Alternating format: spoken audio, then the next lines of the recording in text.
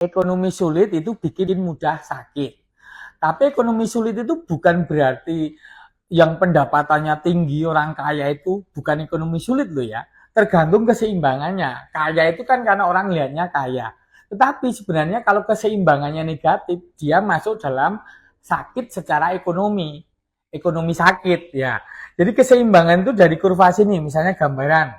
Ini misalnya 0 tahun, ini orang mulai produktif bekerja. Ya, ini garis kurva ini batas antara positif dan negatif.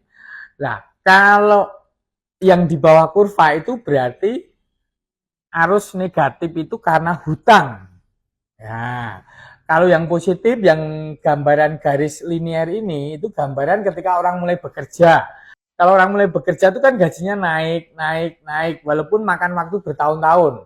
Nah, kalau yang ekonominya linear naik curam ke atas ini yang punya wirausaha mandiri, entah UMKM atau pengusaha kelas atas ya, itu memang pendapatannya linear naik. Sedangkan ini gaya hidup. Ya, ketika gaya hidup itu mengikuti dari pendapatan, kadang-kadang di atas pendapatan lah, barulah terjadi ekonomi sulit. Ya, coba kalau orang misalnya pendapatannya linear begini naik terus ke atas, tapi gaya hidupnya di sini, tentunya margin sisanya di sini itulah kesehatan ekonominya di sini.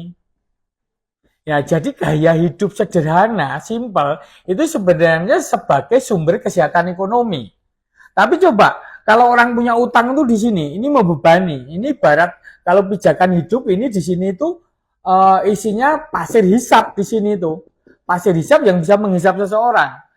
Orang kelihatan aja bisa punya mobil, punya rumah, tapi kan ini belum lunas. Anggap aja yang positif itu masih di sini. Nah, jadi yang mobil yang dimiliki itu sebenarnya baru di sini. Ya, rumah yang dimiliki baru sepertiga atau setengah. Sampai lunas tuh ya. Kalau lunas baru posisi rumah ini naik ke atas. Demikian juga barang-barang yang lain. Jadi setengahnya itu masih tertimbun di resap pasir hisap di sini. Jadi kalau beban ini terlalu banyak, ini akan menarik kurva linear penggajian itu akan ditarik ke bawah. Jadi ini sulit naik. Nah, kalau mau orang sehat secara ekonomi itu harusnya kan gaya hidupnya di sini tadi, yang kurva ini. Jadi masih ada sisa lah. Sisa ini sebagai tabungan atau kekuatan. Nah, orang yang punya sisa di sini itu, yang di atas gaya hidupnya ini, dari penghasilannya ini, umumnya sehat secara ekonomi. Makanya ini ada istilah penyakit gaya hidup. Gaya hidup itu lifestyle itu termasuk salah satunya yang ikut arus. Yang menyelesaikan suatu dengan cepat membeli. Makanya orang-orang yang sejahtera secara ekonomi, yaitu di sini, itu umumnya memiliki kemampuan menahan kesenangan sesaat. Jadi kalau dia pengen sesuatu gitu nggak dibeli dulu.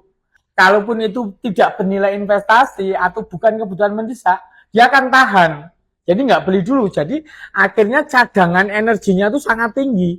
Nah, cadangan energinya itu sampai di sini.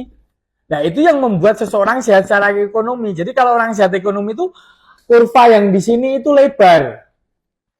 Nah, kalau yang ini yang gede, tambah gede karena di sini itu daerahnya pinjol, daerahnya apa? Bank plecet, daerahnya peleter itu ada di sini. Jadi kalau bisa hindari daerah negatif ini, bergeraklah ke arah positif supaya sehat secara ekonomi, sehat mental dan sehat badan.